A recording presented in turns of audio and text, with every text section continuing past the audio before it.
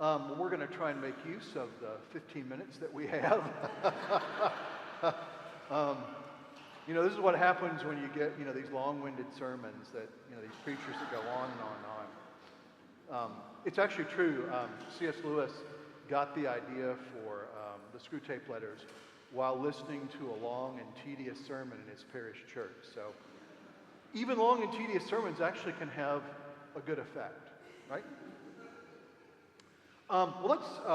Last Sunday we took a look at Joshua 1 through 9. I want to continue with the rest of chapter 1, and we'll see what things look like when we get to the border of chapter 2. So remember, Joshua's being prepared to take over from Moses. And as I said earlier, we want to make sure that we understand that the provision of leaders is another way that God acts through his providential grace. God's providential grace acts in many ways. One of them is the provision of leaders that we've seen in Moses and now Joshua. So we want to keep that in mind. So here's Joshua 1:10 and following. I'll read it to you and I'll say just a couple things about it. And Joshua commanded the officers of the people, pass through the midst of the camp and command the people, prepare your provisions, for within 3 days you are about to pass over this Jordan, and to go in and take possession of the land that the Lord your God is giving you to possess. And to the Reubenites and the Gadites and the half-tribe of Manasseh, Joshua said, remember the word that Moses, the servant of the Lord, commanded you, saying, the Lord your God is providing you a place of rest, that he will give you this land. Your wives and your little ones and your livestock shall remain in the land that Moses gave you beyond the Jordan. But all the men of valor among you shall pass over armed before your brothers and shall help them, until the Lord gives rest to your brothers, as he has said to you, and as they take possession of the land that the Lord your God is giving them. Then you shall return to the land of your possession, and you shall possess it in the land that Moses, the servant of the Lord, gave you beyond the Jordan toward the sunrise. So remember what's happened here. These tribes here, the Reubenites, the Gadites, and the half-tribe of Manasseh, remember they settled in the land across the Jordan, which is called the Transjordan, or the West Bank, the modern-day West Bank. So they settled there. That was their land. But notice what's going on here. Joshua is reminding them that just because they settled in the land and now they've got what's coming to them, their job isn't over. Rather, what they're supposed to do is they're supposed to leave their families behind and come and help fight with the other tribes to help them settle in the land. So you see the importance of what's going on here, right? The importance of the people of Israel being a people who are no longer simply looking at things and in terms of like, what's in it for me? But rather, it's a shift of consciousness from what's in it for me to what's in it for us. Not simply why does this matter to me, it's also now a matter of why does this matter to us? And we'll see over the course of the Old Testament that that's actually the fundamental issue in building what we would today call community, right? There's that wonderful line right at the end of the book of Judges, which someday we'll get to, maybe in 5 or 6 years, we may make it there. But remember, after telling us about all the awful stuff that happens in the book of Judges, the chaos, the confusion, the infighting among the tribes, and the judges that come and deliver the people, and they just go back to their old ways and that kind of thing. Remember, we're told there was no king in the land, and every man did what was right in his own eyes. The Anglican translation of that is, there was no bishop in the land, and every man did what was right in his own eyes. Do you see the point? That is that the idea right here is that across the scope of the Old Testament, right, one of the things God's doing is he's working at building a people who genuinely cooperate with one another. And that requires an inner transformation of things. And of course, it's a struggle. And certainly that struggle is seen in a kind of rather painful way. In the book of Joshua, we'll also see it in Joshua as well. Another thing we want to just sort of note here is this small but important word, rest. It's used here several times. That is, the idea is that the people are going to settle in the land and they will have rest. Now, that doesn't mean they're all going to settle and then, like take a nap or something like that, although that might happen. This word rest here is one of these words that's brief, but it's kind of loaded with importance. So we want to kind of spend some time maybe thinking about what it means. So at one level, right, rest here in the Old Testament is going to mean that quality of living where the people are able to dwell in peace. There's not like war. Where there's cooperation amongst the people, and where there's, sort of like a level of agricultural and human fruitfulness. Okay? So rest involves all those things. Or to put this in a kind of a slightly different terminology, rest is kind of a synonym for human flourishing. That's what God wants the people to find in the land. He wants them to be able to settle and to flourish, and that's rest. Now what we'll see is, and the book of Hebrews is probably the best place to think about this, is Hebrews will now take that term and will refine it to sort of like the next level, right? So Hebrews is going to take this wonderful term rest and its concept of flourishing, and now use that to describe another state, a state in which people are delivered from the effects of sin. That's sort of like the ultimate rest.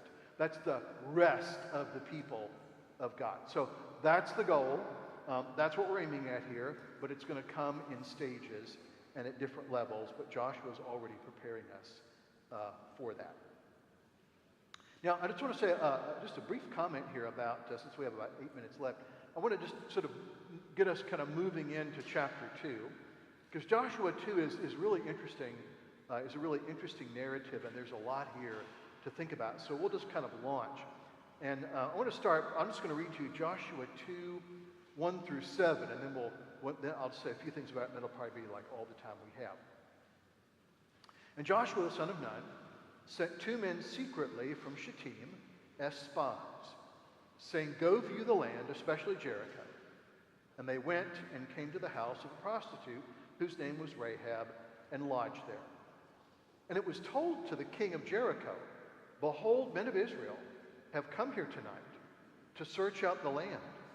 Then the king of Jericho sent to Rahab, saying, "Bring out the men who have come to you, who entered your house, for they have come to search out all the land." But the woman had taken the 2 men and had hidden them. And she said, "True, men came to me, but I did not know where they came from.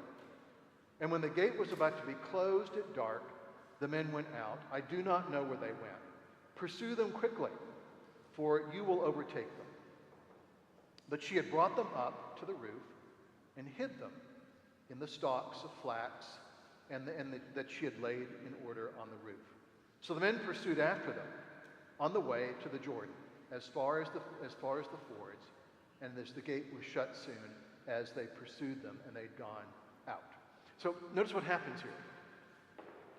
And we want to think here of a similar story of a group of spies going out with a sort of different result. Remember, initially in the book of Numbers, Moses sends the spies out to spy out the land, right? Remember, they come back with this awful report about, "Oh my gosh, it's awful. The people who live in that land are like 8 feet high, and they all live in walled cities," and they come back with this horror story about, we'll never conquer them. Let's go back to Egypt, which is what Joshua and Moses, don't want to hear.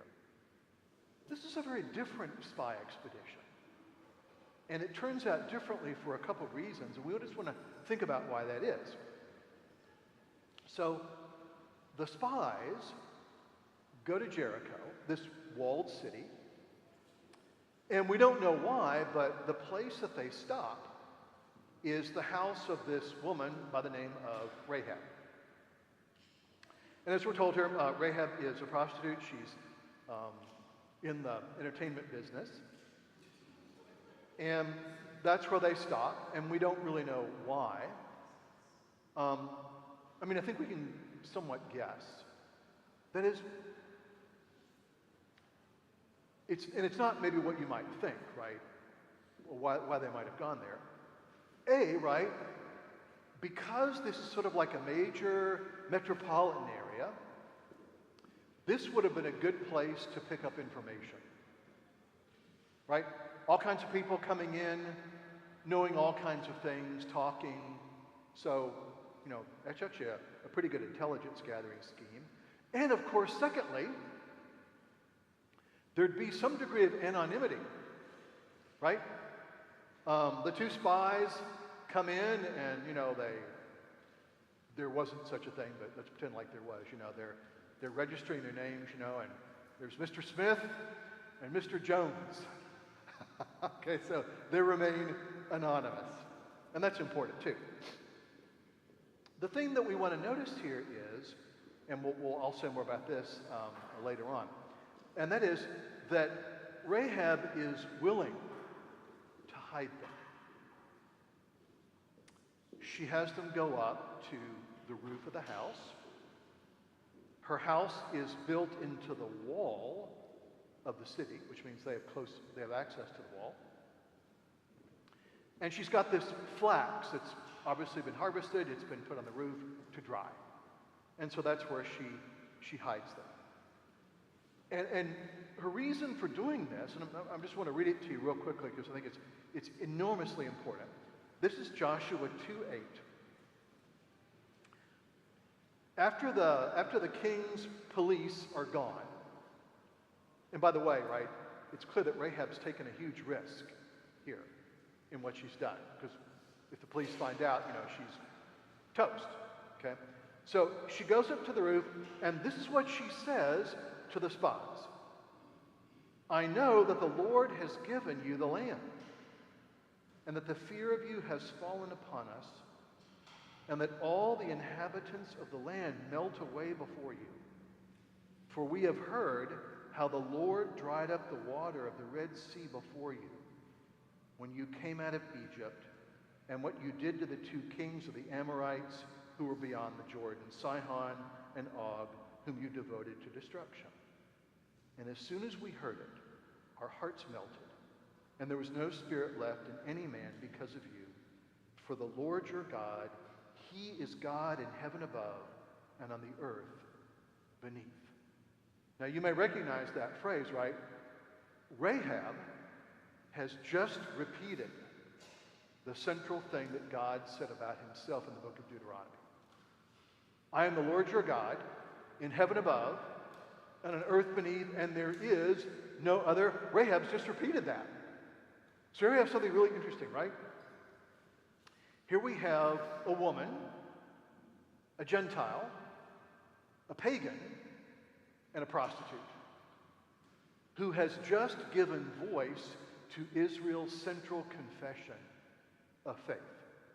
Now, we're not told, how that happened, although I think we can, use our minds to sort of figure that out. But the thing I want to point out to you here is there are a number of things going on here, but I think one of the things that we really, really have to note here is this is one of those places where, we want to take seriously something that Paul says in the first chapter of Romans, right?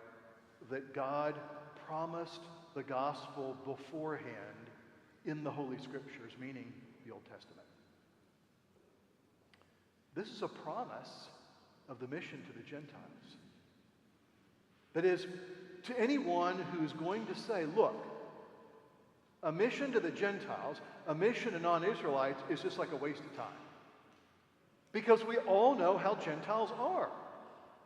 They're pagan, they're corrupt, they're immoral, they're awful, and at least 5 other awful adjectives that, of your choice, fill in the blanks. It's no good. They're a waste of time. Here we discover in the person of Rahab that they're not a waste of time. because apparently God is already at work doing things beyond the boundaries and borders of the people of Israel. And Rahab is sort of like a testimony of that. It's almost like this kind of interesting scene, right, where you've got these two spies who have come into Jericho, and it's almost like, I don't know. Let's say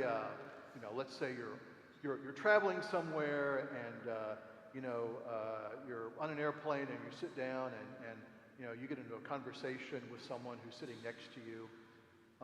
You failed to pretend to be asleep, so now you're stuck talking with this person.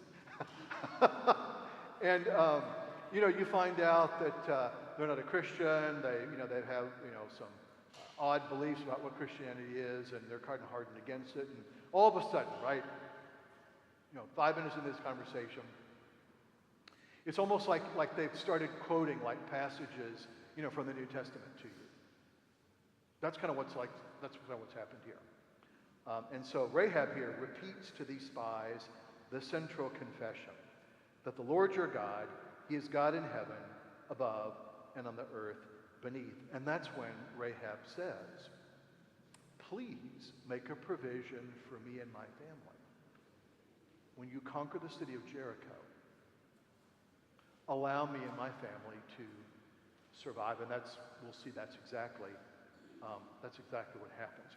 Just one of the things we want to note here before we go, and that is that it's really important to sort of notice here, right, that in a subtle way, the picture that Joshua paints of the Canaanites is not simply like a monochrome picture of a group of people who are just simply like awful.